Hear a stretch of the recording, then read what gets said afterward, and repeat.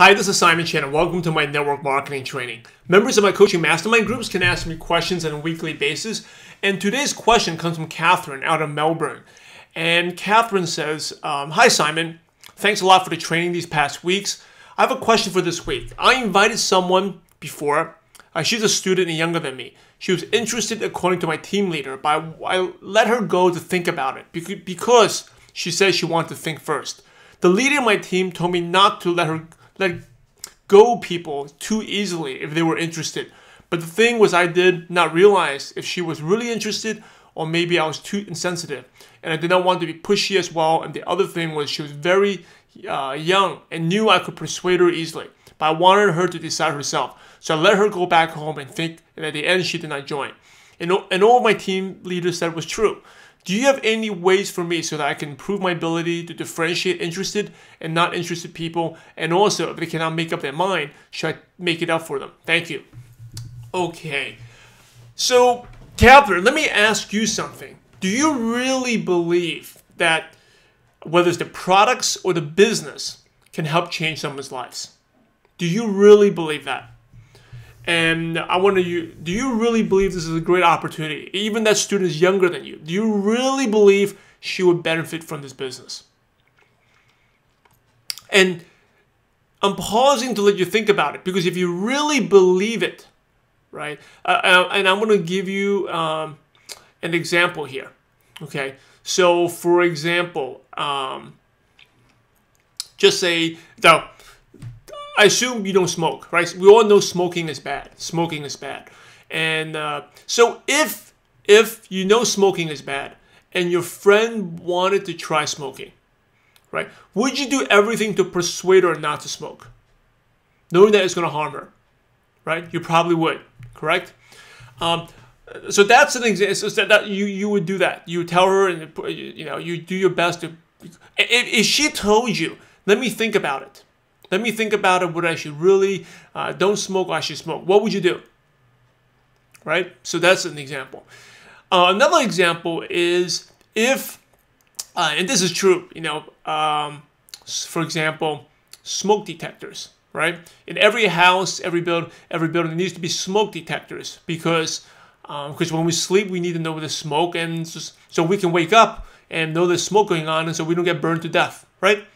So if you had a home or apartment and you were selling smoke detector alarms and to a family with 2 young children, similar to like my house, I have like a young baby, would you, and you told me the benefits of the smoke detectors, and I told you that I had to think about it, and you saw my situation was not in a good situation and that I needed it, would you push hard for me to buy the smoke detector, or you'll let me think about it?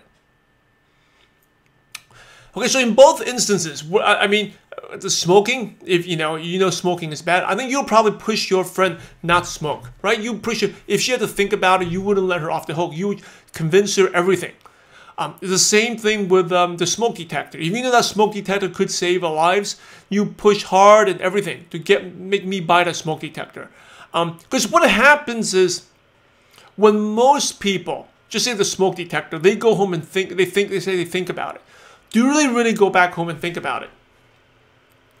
They don't think about it. And the statistics prove a lot of times people who don't buy the smoke detector, they never buy the smoke detector.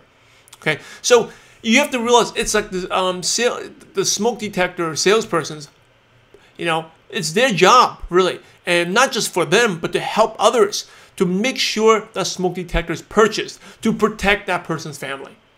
Right? If you're, a friend who wants to smoke, you want to do the best you can to push her and sell her, to convince her not to smoke, not to let her make that decision.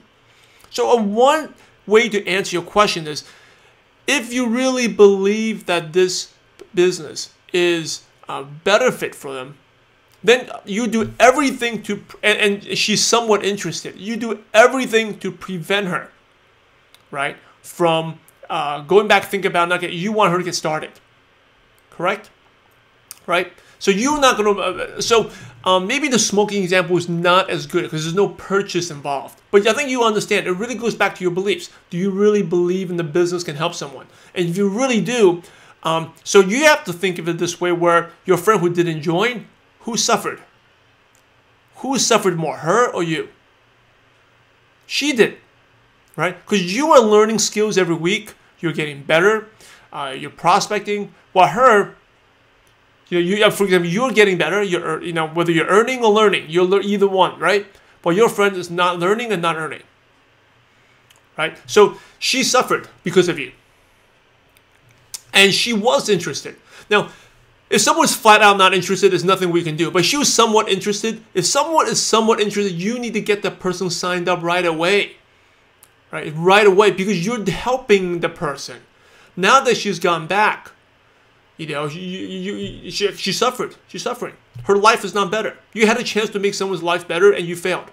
That is the really way you have to look at it. So, anytime someone's interested, you have to get them started, because when they go home, they get distracted. They do this, they do that, they talk to other friends, they discourage. Or maybe they're not, sometimes she's very motivated to make a change in her life. She goes back home, her friends are partying, whatever, and she's like distracted. All of a sudden, she's focused on the partying and not making her life better. Right? So you could have made an impact, but you let her go, and as a result, you failed to make the impact to help someone's life. That's really what you have to think about. Okay. Do you have ways? Okay, so another thing is, when they think about it, do you really think they go think about it? Now, your friend that went back, how much time do you really think she went home to think about it?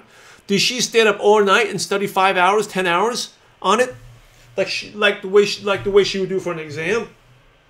Or she just thought about it for 10, 15 minutes, maybe at most 30 minutes, and that's it. Right? So the point is, they don't go home and think about it. They're not thinking about it. So you really have to, go there for their sake to help them, because we end up sabotaging things that we don't do, things that we should do. Right? A lot of times, like for example, a doctor tells us to do something we don't do. A teacher in school tells us to do something. You should study more, but we don't. Right? Because we end up sabotaging ourselves a lot of times. We get distracted. So you had a chance to make an impact, but they didn't. Because she's going home, she should be thinking about it, but the reality she won't.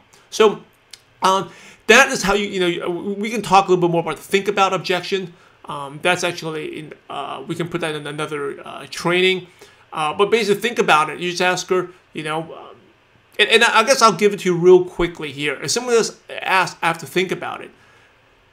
My first question is absolutely you need to think about it, because you wouldn't be serious if you weren't serious. You wouldn't think about it, right? And she would say, okay. And then I would say, well, I'm just out of curiosity. What do you have to think about? Was it my professionalism? Is it because you don't trust me?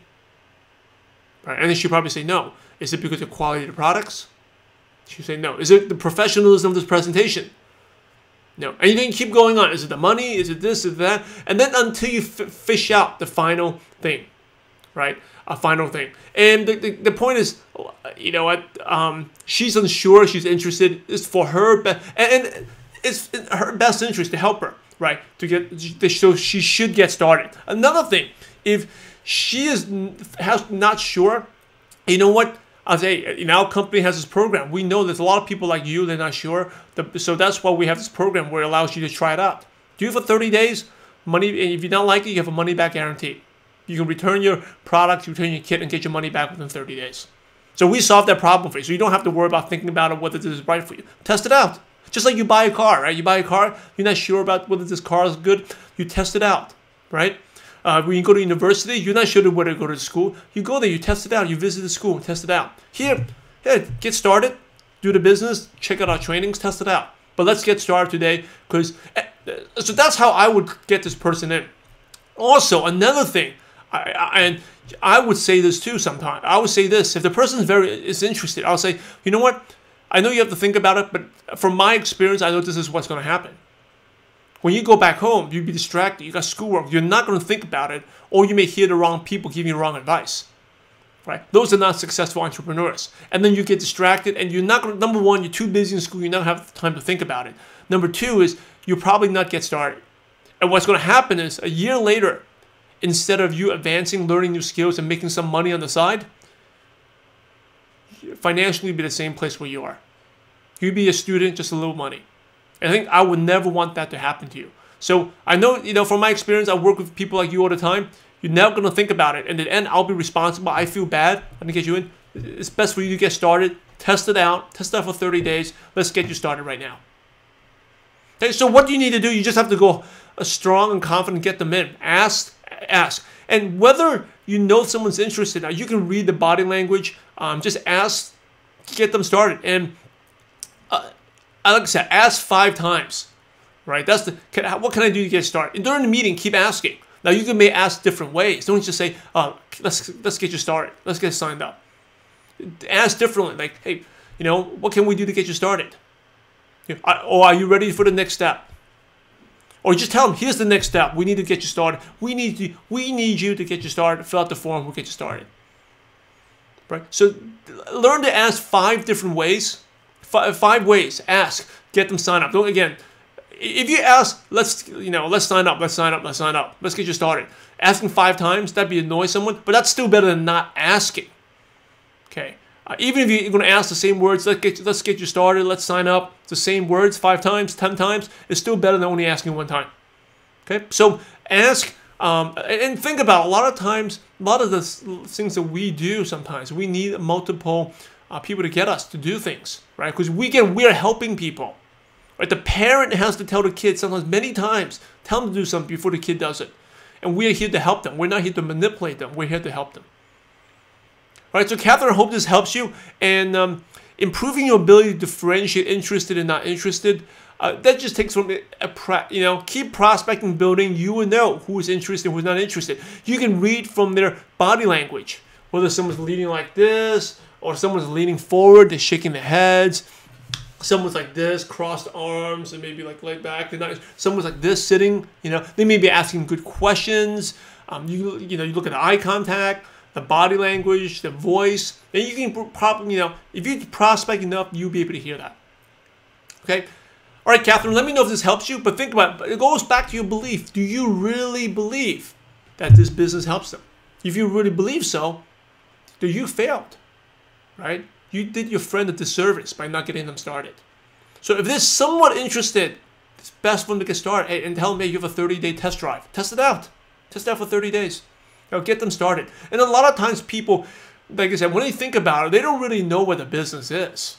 They don't know. They have to go to the trainings and stuff. Then they know. Then they know how great the business is, right? So once they go back, whatever information they're thinking about, they don't have a good perception. Especially if you take them to a big meeting, the first exposure, 2 exposures, they have no idea what it is, right? And when you first joined, did you really know what a great opportunity this is?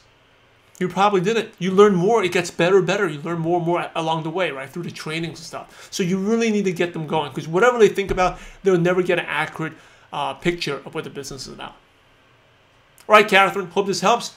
Thank you. And for the rest of you, this is Simon Chan. Thank you for watching my network marketing training. I'll see you guys next time. Take care.